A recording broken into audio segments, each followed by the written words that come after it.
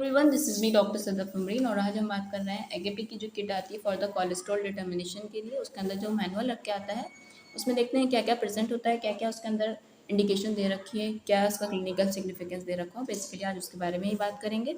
तो यूज़ दे रखा है, किस लिए इस्तेमाल किया जाता है। इन विट्रो क्वान्टिटेटिव डिटर्मिनेशन जब कोलेस्ट्रॉल का करना है हमें सीरम या प्लाज्मा में, उसके लिए इस्तेमाल करते हैं।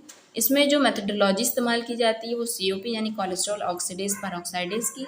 लिनियरिटी अब तो होती है 500 मिलीग्राम पर डेसीलीटर और इसका रिकॉन्स्टिट्यूशन जो होता है अगेंस्ट रिएजेंट स्टेबल जो होता है 90 days at 2 to 8 degree Celsius. Lipemic clearing system minimise return. Clinical significance दे रखी है। जो कोलेस्ट्रॉल होता है वो एक मेन लिपिड होता है जो ब्लड में, बाइल में और ब्रेन टिश्यू में मिलता है। ठीक है, it is also one of the most important steroid of the body and precursor of many steroid hormone. ठीक है, ये बात हुई। क्या है, मेन लिपिड है, कहाँ मिलता है, ब्लड में, बाइल में, ब्रेन टिश्यू के अंदर। ये मोस्ट इंपॉर्टेंट स्टेरॉइड है बॉडी का और प्रिकर्सर है मैनी स्टेरॉइड हार्मोन का। 2/3 ऑफ कोलेस्ट्रॉल प्रेजेंट होता है ब्लड में, वो स्टेरिफाइड होता है। लीवर मेटाबोलाइज करता है कोलेस्ट्रॉल को, ट्रांसपोर्ट करता है ब्लड में बाय लाइपोप्रोटीन।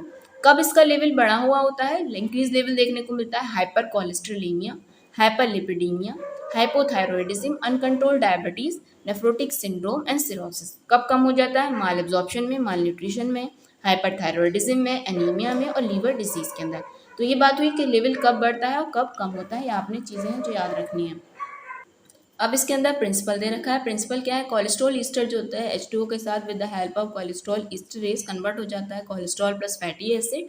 फिर ये कोलेस्ट्रॉल O2 के साथ मिलकर कोलेस्ट्रॉल एस्टरेज की मदद से कन्वर्ट हो जाता है 4 कोलेस्टन 3,1H2O2। अब ये H2O2 जो होता है प्लस फिनोल 4 अमाइनो एंटी ट्रिप्टामीन के साथ मिलकर पैरोक्साइराइज की हेल्प से रेड क्यूनिन प्लस 2 H2O2 में कन्वर्ट हो जाता है। किट में क्या क्या आता है, एक कोलेस्ट्रॉल R1 रिएजेंट होता है, एक R2 रिएजेंट होता है, एक कोलेस्ट्रॉल का स्टैंडर्ड आता है। ठीक है ना, फिर उसके बाद इसका डिस्क्रिप्शन दे रखा है।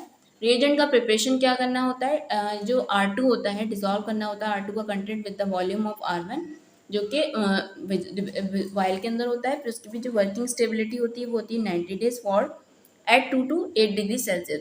10 मिनट के लिए वेट करना है फॉर कंप्लीट डिसोल्यूशन। फिर उसके बाद ये कह रहे हैं रिएजेंट जो होता है उसको स्टोर कैसे करना है, स्टेबिलिटी कब तक है, सील्ड है तो एक्सपायरी डेट तक रहेगा और अगर आपने उसे ओपन किया है तो उसको आपने स्टोर करना है 2 से 8 डिग्री सेल्सियस पर।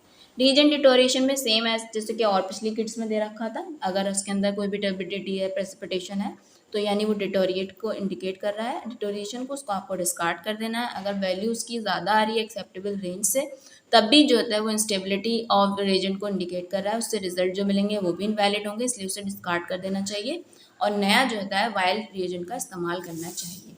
फिर उसके बाद दे रखा है इन्होंने वेस्ट मैनेजमेंट। सैंपल क्या लेना है हमें, प्लाज्मा या सीरम ले सकते हैं free of haemolysis. Interference bilirubin up to 10 milligram per decilitre and the haemoglobin 1000 milligram per decilitre. Material जो देते हैं मौजूद होते हैं इसमें, मैंने बताया R1 कोलेस्ट्रॉल, R2 रिएजेंट होता है और एक स्टैंडर्ड होता है।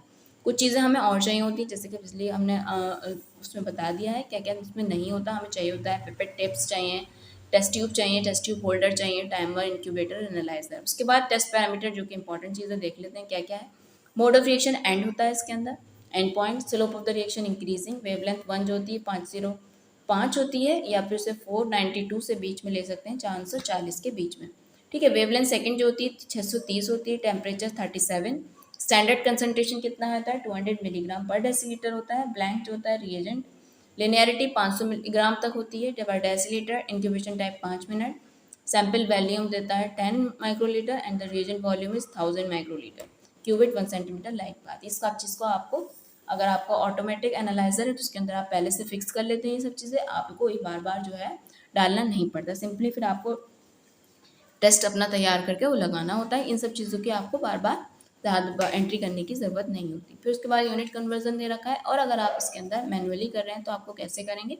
ठीक है, सेमी ऑटो एनालाइजर है तो उसके अंदर आपने 3 टेस्ट ट्यूब लेनी है, एक ब्लैंक, एक स्टैंडर्ड, एक सैम्पल। तीनों टेस्ट ट्यूब में सैंपल डाल देंगे, रिएजेंट डालेंगे 1000 माइक्रोलीटर, तीनों के अंदर डालेंगे। अब स्टैंडर्ड जो है सिर्फ स्टैंडर्ड वाली टेस्ट ट्यूब में जाएगा, कितना 10 माइक्रोलीटर। सैंपल सिर्फ सैंपल वाली टेस्ट ट्यूब में जाएगा, कितना 10 माइक्रोलीटर। फिर से मिक्स करेंगे, इंक्यूबेट करेंगे 5 मिनट के लिए 37 डिग्री सेल्सियस पे।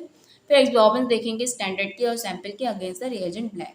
कैलकुलेशन कैसे करनी है? Calculation cholesterol concentration milligram per decilitre, sample का एब्जॉर्बेंस अपॉन स्टैंडर्ड का डिस्टॉर्बेंस इनटू 200, क्योंकि स्टैंडर्ड 200 ही था ना हमारा, कंसंट्रेशन ऑफ द स्टैंडर्ड जो थी 200 थी। फिर उसके बाद इन्होंने क्वालिटी कंट्रोल दे रखा है। नेक्स्ट दे रखा है इसके अंदर जो रेफरेंस रेंज होती है सीरम प्लाज्मा की 150 से लेकर 220 मिलीग्राम पर डेसीलीटर होती है। फिर परफॉर्मेंस में लिनियरिटी जो होती है 500 मिलीग्राम पर डेसीलीटर। अगर कंसंट्रेशन लिनियरिटी से ज़्यादा आ रही है डाइल्यूट करेंगे, फिर रिजल्ट को डायल्यूशन फैक्टर से मल्टीप्लाई करेंगे। कंपैरिजन दे रखा है, प्रिसीजन दे रखा है। उसके बाद इसके अंदर जो सेंसिटिविटी होती है वो कितनी होती है? सेंसिटिविटी होती है इसके अंदर, लोअर डिटेक्शन लिमिट जो होती है इस 3 मिलीग्राम पर डेसीलीटर होती है। आज मैंने आपसे डिस्कस किया एकेपे का जो कोलेस्ट्रॉल डिटर्मिनेशन के लिए किट आती है वो कैसे वर्क करती है, उसके अंदर क्या क्या दे रखा होता है। मैनुअल मैंने आपके साथ डिस्कस किया है, शेयर किया है। आई होप आपको ये मेरा वीडियो पसंद आया होगा। अगर पसंद आया तो उसको लाइक करें और अपने दोस्तों के साथ शेयर करें। फिर मिलते हैं आपसे नेक्स्ट वीडियो के अंदर। Thank you so much for watching my video and supporting me. Thank you so much.